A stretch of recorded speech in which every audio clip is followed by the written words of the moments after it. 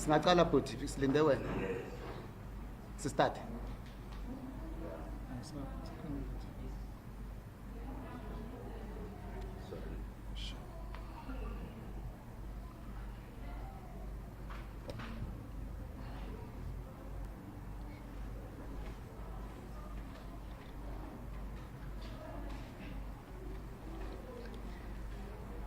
Good afternoon, everyone. Thank you for coming to join us in this press conference of Umkhonto weSizwe, Gauteng Province. We will start by first introducing the members of the panel who are here.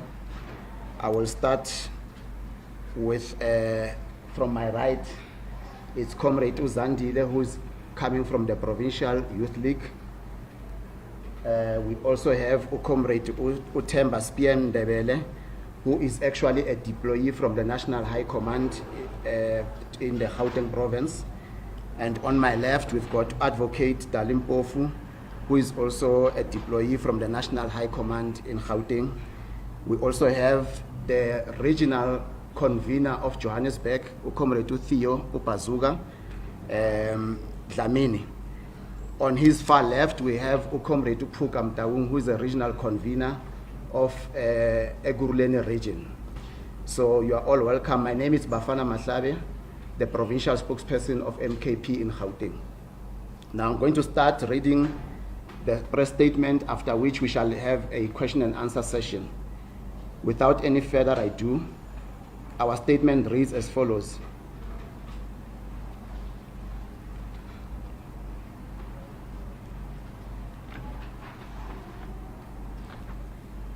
Good day, everyone, and welcome to the MKP Gauteng press conference, in particular members of the National High Command present here, Provincial Command, Regional Command, and members of the media. Receive revolutionary greetings from our Commander General, His Excellency President Jacob Zuma, on this August occasion of the first anniversary of MKP, which will be celebrated here in Vosloorus Stadium, Ekurhuleni, Gauteng Province, as a precursor towards the main event to be held on the 15th of December 2024 at Moses Mabhida Stadium, KwaZulu-Natal. On the 16th of December 2023, our Commander General, His Excellency President Jacob Zuma, announced the formation of Umkhonto weSizwe Party, MKP, which immediately impacted positively to the political landscape of South African politics. Since its inception, formation of MKP performed wonders, as it was launched 5 months towards the provincial and national elections of the 29th of May 2024. The people of South Africa gave us a decisive victory, to which we became the third largest party in the National Assembly and currently are the official opposition after the introduction of the scam called Government of National Unity, popularly known as GNU, which is nothing but a grand coalition between ANC of Cyril Ramaphosa and the DA of uGogo Helen Zille.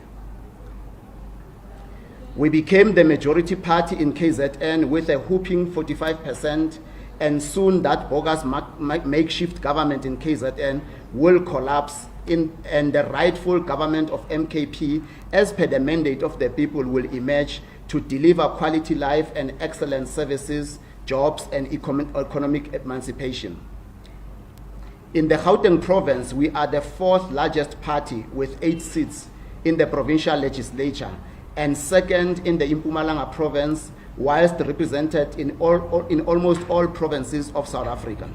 This is nothing but an empirical evidence that the emergence of MKP in the political landscape of South African politics contributed immensely in the bringing down of the ANC from 57% to a mere 40%, which is unprecedented since the dawn of democracy on the 27th of April 1994. The recent trend of high-profile political leaders, members, and ordinary members of society is yet another indication of the growth of MKP, which is growing in leaps and bounds as a formidable revolutionary movement of the left that is centered in Africanism and biased towards the poor and the working class. In conclusion, we invite everyone in the province of Gauteng, in particular Ekurhuleni region, Johannesburg, Tshwane, Sedibeng, West Rand, and beyond, to come and join us on this historic first anniversary of Umkhonto weSizwe at Vosloorus Stadium, Ekurhuleni, this Saturday, the 30th of November, 2024 at 10 o'clock. We are saying we'll be following the following hashtags as our main message. Hashtag Uyakhula Umkhonto, which is nothing but an indication of a growing revolutionary party. We are saying hashtag Wakenza Mkhonto. This is a point that we are saying thank you to our people in South Africa for having convincingly voted Umkhonto weSizwe party as an alternative and a vehicle towards making their lives better. Lastly, we are saying hashtag Dumela 2026, which is another platform where we are saying we'll be continuing to mobilize our people towards a total victory in 2026. I thank you.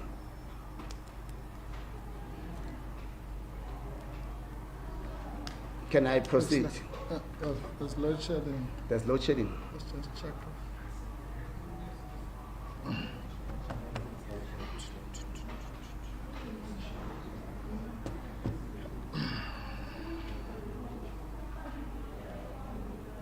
In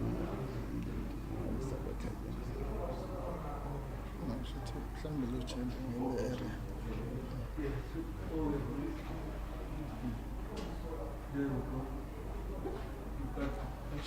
Thank you so much.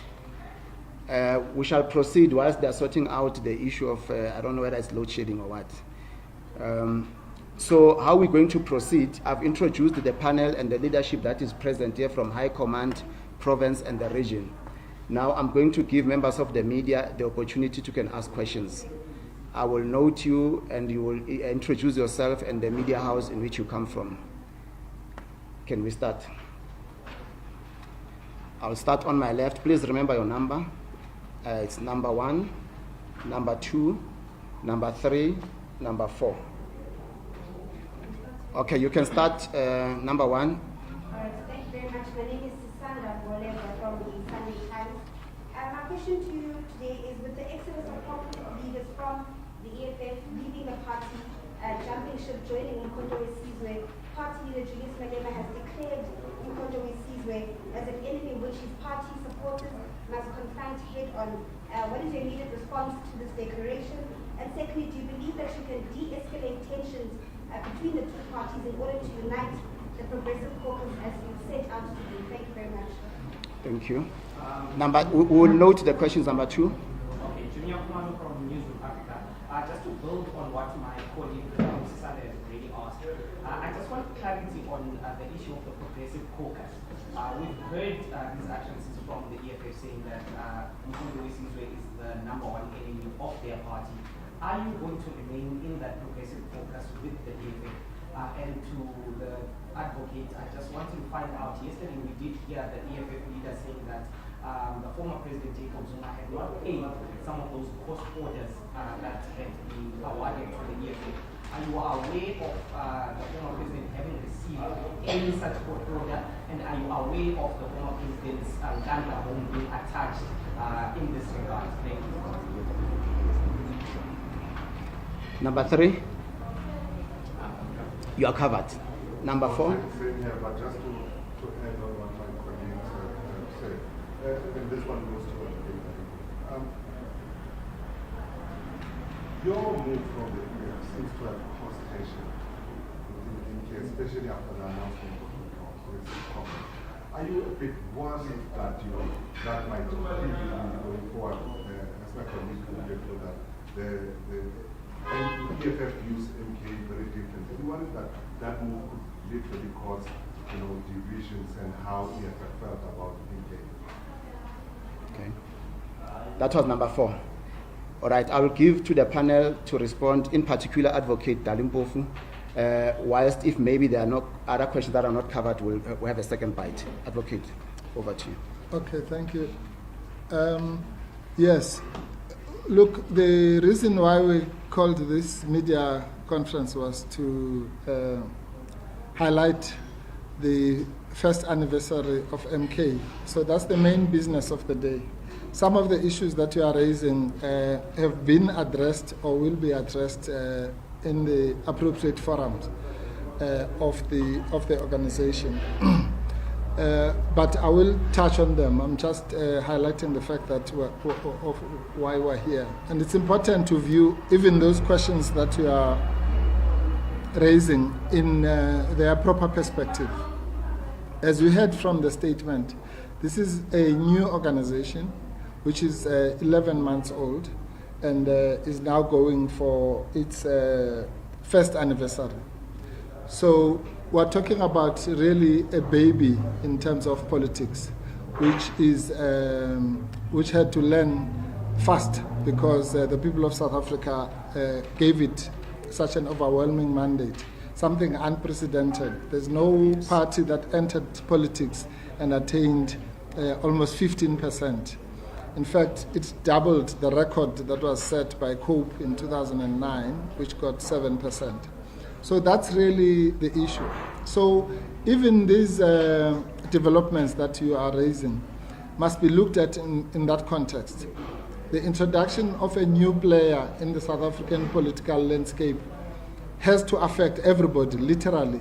There's no single political party in this country that is unaffected by the emergence of this new giant organization. And that is why we're celebrating the first anniversary in the kind of spirit that we are. And that is why we have chosen the places where we got the highest votes, or which you might call the strongholds. So in Mpumalanga, as you heard last week, we're going to Kondo, in Versbande, where we got more than 50% of the vote. In KZN, we'll be going to Ilembe, where we got a very high number of votes. Here in Gauteng, we're coming to Ekurhuleni, where we received the highest number of votes. And then nationally, we're going to eThekwini, which gave us more than 500,000 votes, which is an unprecedented number. So that's the context. So naturally, when that happens, because politics is a competitive space, so all our competitors have to now adjust to the reality that there's this new baby that has come into the mix. The things that we have emphasized in our constitution are about building unity, progressive unity, and black unity in particular in South Africa and on the continent. And it is also about what we call total liberation, which means political, economic, spatial, knowledge, cultural, you name it, but total liberation. So that's also a new thing that is being introduced in the South African political landscape. So the people who are operating in those spaces obviously will also feel a bit affected. So the Progressive Caucus, to come to your specific question, Junior and Susanna, the Progressive Caucus is the first of those projects. So Parliament is a particular site of struggle, if you like. And therefore, it's much easier because those people, unlike here in the community, it's more difficult to organize people. Those people are already there. There are only 400 of them. And so it was logical that the Progressive Caucus in Parliament should be the starting point. And that is going very well. It's continuing. And we're hoping that from that, the spirit of unity will grow, be taken out into the communities and various other activities. So there's no threat to the Progressive Caucus. Remember that MK is the largest player in the Progressive Caucus in Parliament with 58 MPs. So in a way, MK is being the largest. It has to give direction. And we're hoping that not only to maintain the Progressive Caucus, but to grow it because some of the organizations that found themselves on the wrong side of the divide, such as the PAC, the UDM, and others, actually belong to this side. You'll remember when the Progressive Caucus was announced on the 14th of June, those organizations were sitting at the table.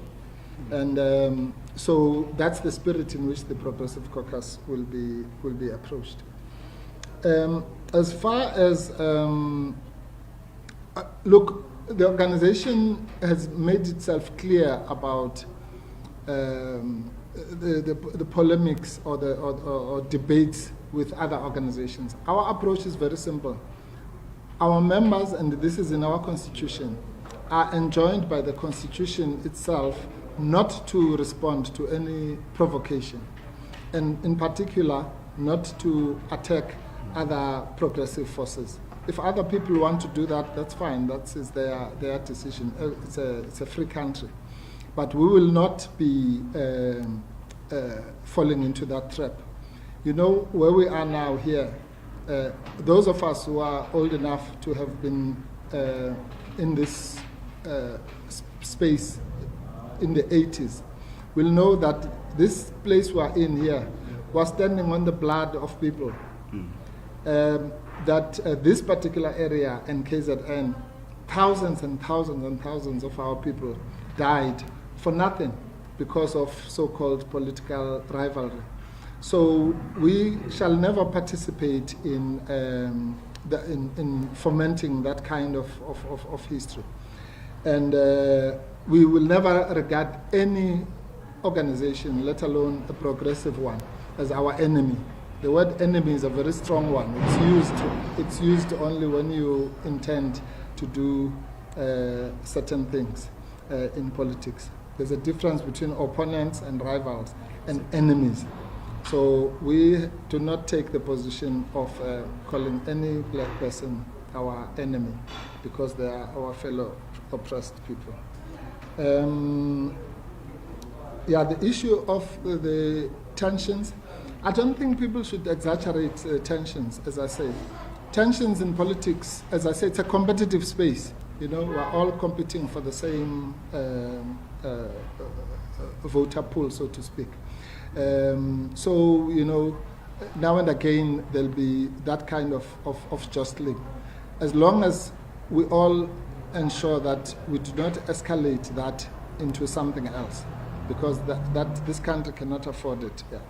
That's really all I can say about those questions. Thank you, Advocate. I don't know if maybe the leadership, there's something that you want to... No, okay, you're covered. Okay. I think you've answered all the questions very nicely. I'll give members of the media the opportunity to make follow-ups or the second bite. Number one. Or maybe let me check from the people who ask questions. Do you have a follow-up? Yes. Who has a follow-up? The issue on Ganda and former... Or the attaching of... Oh, yes. Yeah. Yes. Sorry. Yes, Yeah. I forgot that. Maybe you can deal with that. Yes, yeah. No, again, that is an issue that will be dealt with, you know, probably by the Jacob Zuma Foundation, because they deal with the personal issues of the former president. But as far as we're concerned, we are just like you. We heard the speeches that were made. Thank you. Any further question or clarity? Yes, sir. Advocate Mpofu, Alpha Ramshaneke from Eyewitness News. You are someone who knows the law quite extensively, and I'm sure the constitution of the Umkhonto weSizwe Party, you've read it and you've gone through it. I'm quite interested, what are your thoughts on the whole dual membership aspect? The president of the party so much still wants to be an EFF member. You guys... EFF? No. You want to foment black on black violence? Yeah, he still believes he's an ANC member. But Yes. you guys are here trying to grow a party that will likely not go anyway if he still wants to go back to the ANC. What are your thoughts on the dual membership aspects? Okay, number two. Any other person? Yes, sir.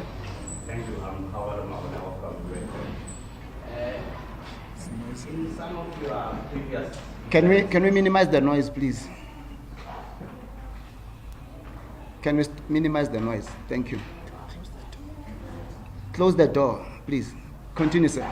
Yeah, I was saying in some of your previous events, including here in Gauteng, leadership, I would recall one person, I think you call him Ntoni Ntoni, telling members to go and disband what he referred to as parallel structures at the time, and I've seen this some elements of that sort in KZN. So I just want an update as to whether you still have those, to what extent are they, and in which form and shape do they exist? Are they tied to the leaders as we see them on the table, certain individuals here?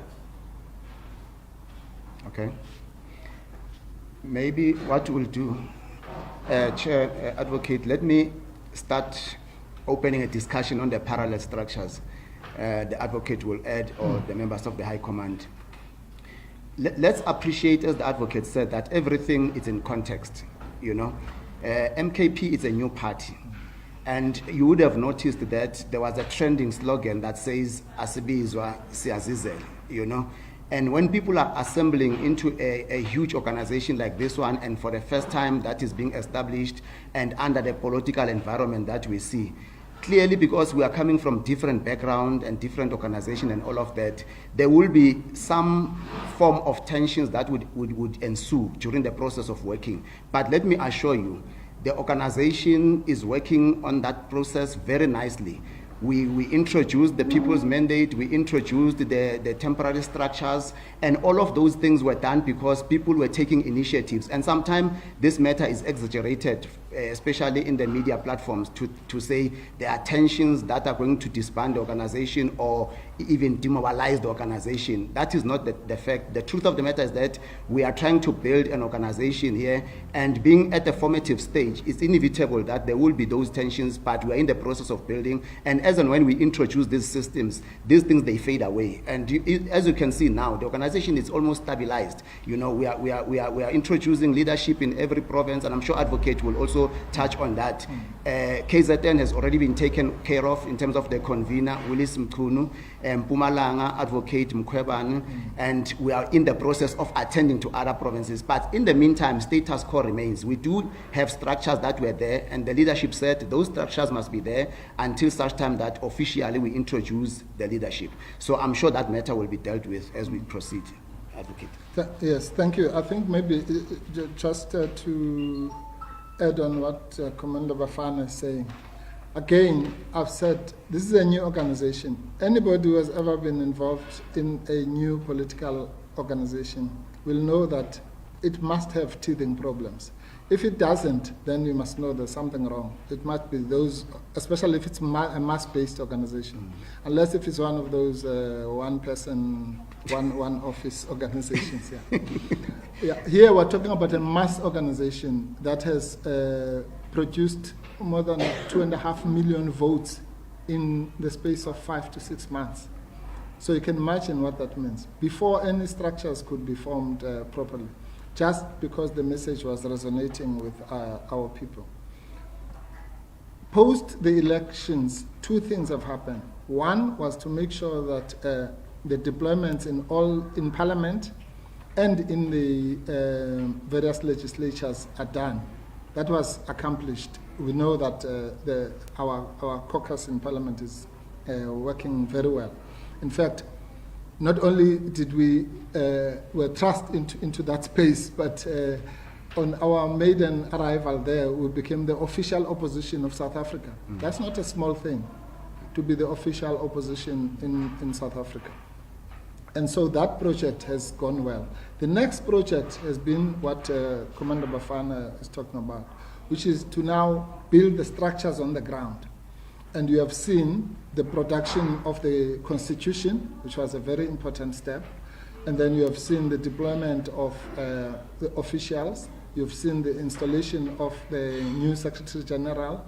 There's now the space that was created by that deployment of the national organizer has now been also filled. You know, The National High Command met, was it a week or two ago, Commander? Yeah, we met in Durban over 2 days and looked at all those developments. So that's the perspective. Yes, there are parallel structures. Yes, there'll always be opportunism. But the point I'm making is that the organization is busy going back to the ground to build, to rebuild, and reconcile those structures. And that work is going on wonderfully. Here in Gauteng, where we are deployed, there's a lot of progress that is already being made, as mentioned in Mpumalanga and various other provinces.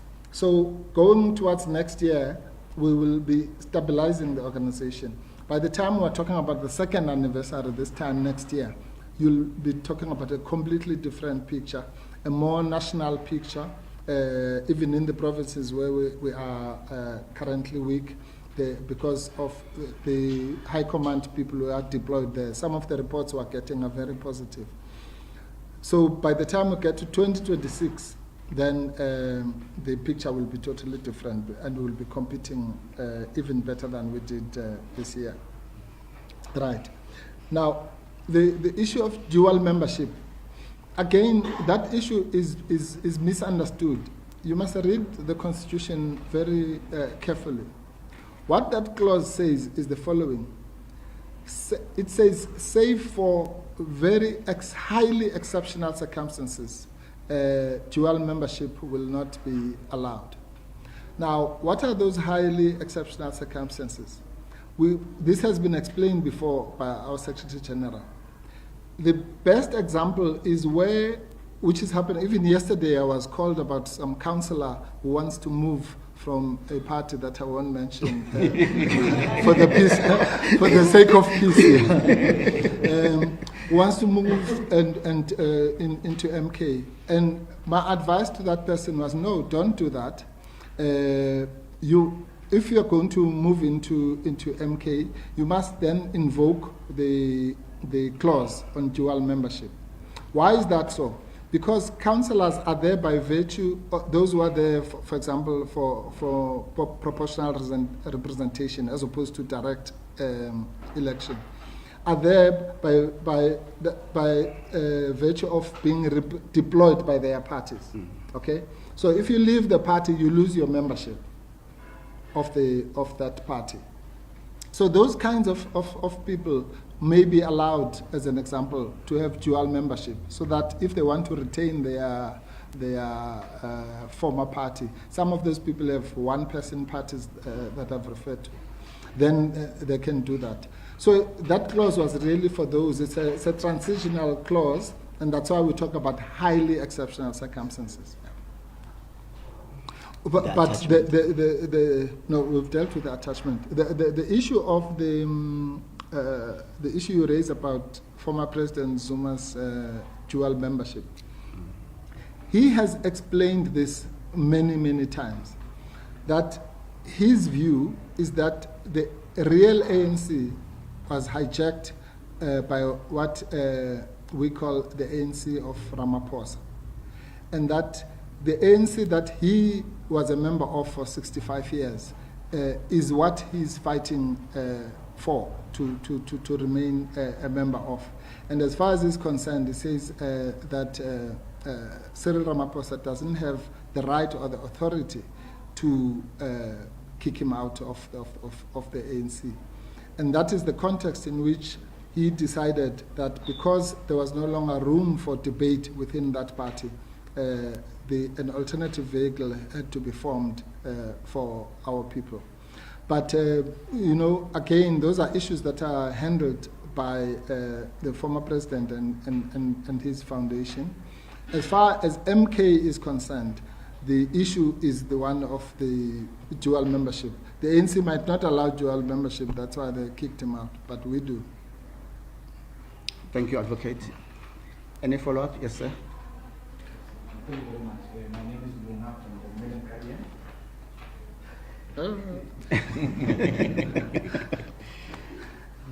Look, Advocate, I just want to know, number one, who are you going to fill in JSC?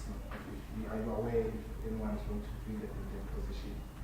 And number two, we saw the EFF case yesterday in the Constitutional Court, Are you guys as MK in support of that case? And what do you, as a legal mind, think is going to be the outcome of the arguments that were there yesterday? And also, is MK party still in, because I've heard a lot of the so-called smaller parties that you guys have been saying, let's merge and form one thing. Is that something that you guys still believe will be what, because you call it liberating South Africans, forming one big party?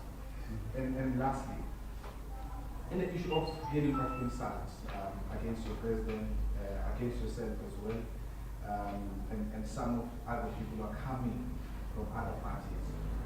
How do you take that? I was not here when you were explaining, so I'm just interested in that. Thank you so much. Okay. Maybe, yeah. Maybe let me start with this one of hailing of insults, even though he covered it, the advocate, before you came in, but just for your interest. MK Party has positioned itself as a revolutionary, disciplined party, and a party that is driven by political content rather than theatrics, you know. So we're not going to go into that space of people provoking the party or even its members for political grandstanding. So our point is that we have postured ourselves as a party that must provide alternative to our people. We are focused on the task of transforming South Africa and making South Africa a better place. So any other thing in that space, we are not coming. Aziz. Yes. Yes, I did explain this, Lunga. Look, as far as I'm concerned, well, fortunately, I don't know, I've not seen any insults directed at me, yeah. But any insult directed at anyone is the same as one directed at me. Where, when I grew up in the struggle, we said an injury to one is an injury to all, yeah. So our position is very clear. It's in the Constitution. It's not even our, what we're articulating here is in the Constitution of the MK Party. Now, and that Constitution says you will not be attacking other political formations, even under provocation. So, in fact, the more you provoke us, the more quiet we're going to be. That's that's going to be the order of the day. The judge is not us. The judge is the people of South Africa. When the people of South Africa go to the polls, they will decide whether they want to deal with those who are insulting or those who are insulted, as it were. Yeah. And you know, and that position, by the way, is not a position that is taken out of cowardice. I must make that very clear. It's not a position that is taken out of cowardice. It is a position that is taken out of political maturity.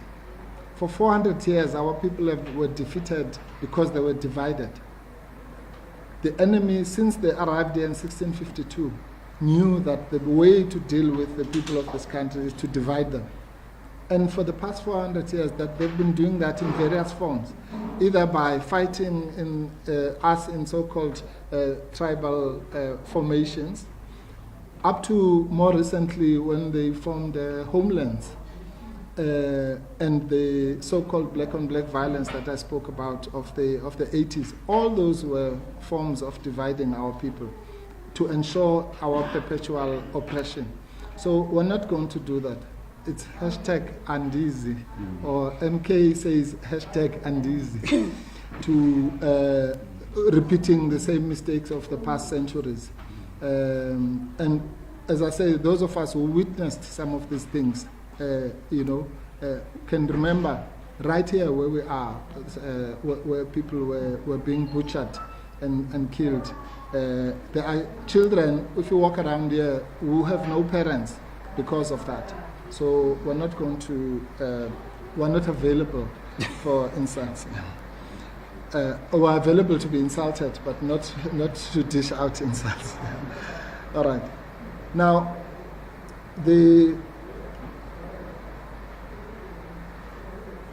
I think I've covered you, Lugana. Or the JSC. Yeah. No, there's no issue on the JSC. Again, I think the National High Command will pronounce itself on this question around when the court cases are taking place. But as far as I know, the last statement was that the person, if the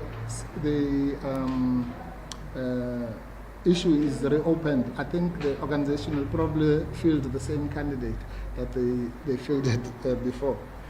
Smaller parties. The case yesterday? Yeah.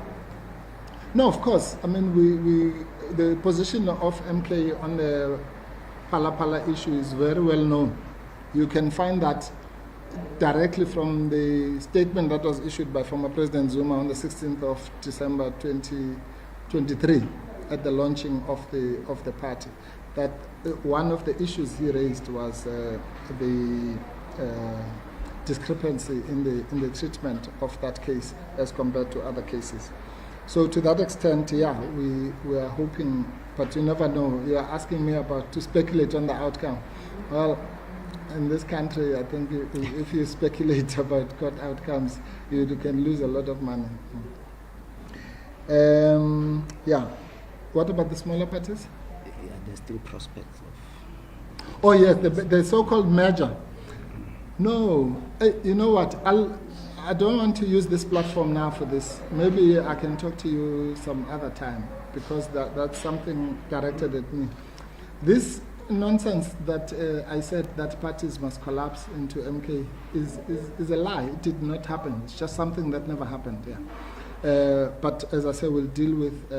It's fine. It's once again, it's one of these issues where we don't need to respond, but we'll respond in due course. Unity and merging are two different things. The mere fact that we're saying we want to unify parties means that people are free to stay in their parties. If you want to stay in the PAC message resonates better with you, that's fine. If it's AZAPO, if it's the ANC, whoever who can be regarded as a progressive party. And that's why we talk about a unified platform. And that's why I made the example, for example, in the continent now you can see that trend is happening. In Botswana, there was a grouping of parties that won the elections. In Mauritius, the same thing has happened. In other parts of the continent, that approach is being taken. And here, even without there being a formal arrangement, the so-called ruling party was ousted from its position. So that's the context in which we talk about unity. It's not an instant coffee that you're just going to do it and tomorrow you have unity. If in the end we all merge under one organization in 10 or 20 years or 30 years time or whatever, so be it. But we are not going to be party to dividing our people. I'll take the last hands if they're still there. Last round before we conclude. Yes, ma'am.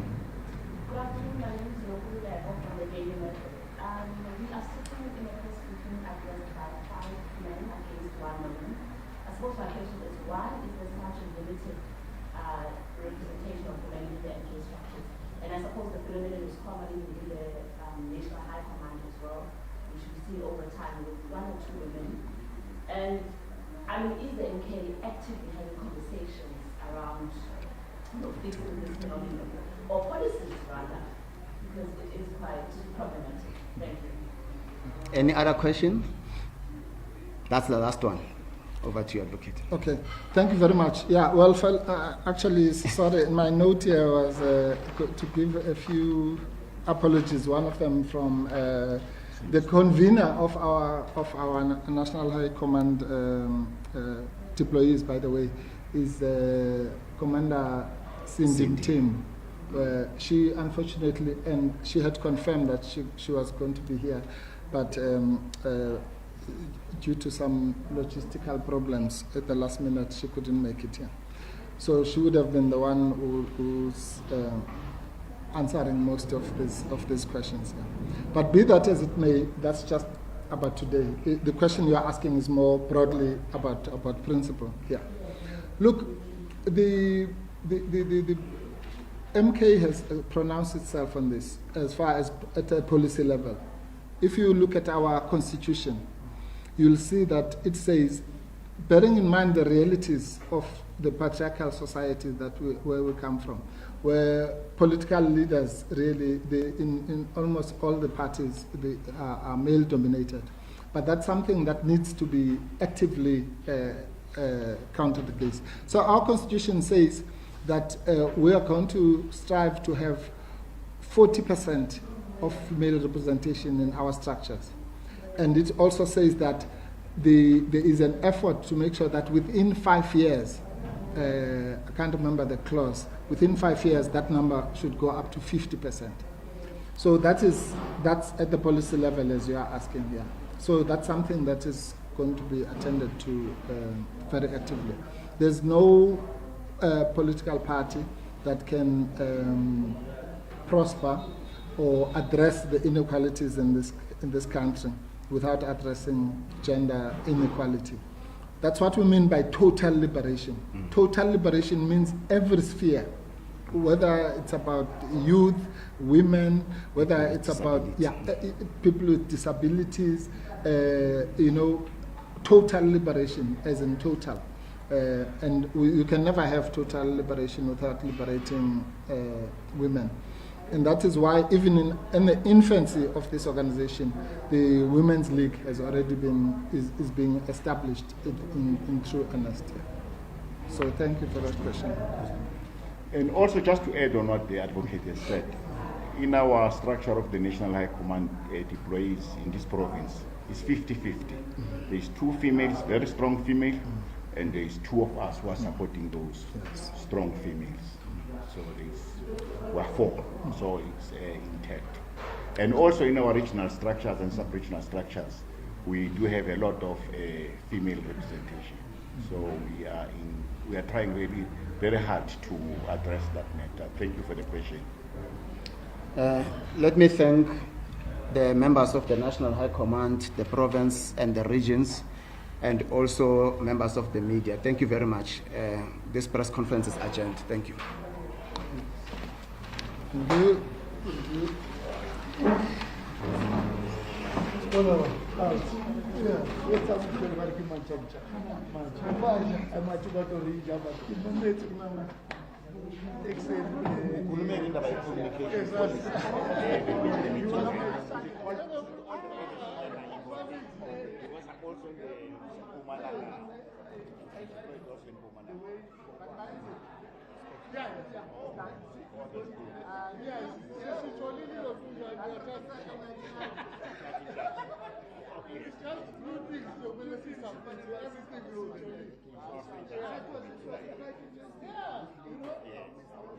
But only the spokesperson. Yeah, exactly.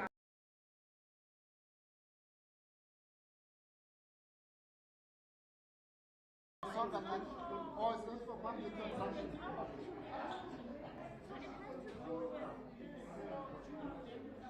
Can you guys see us properly with this platform?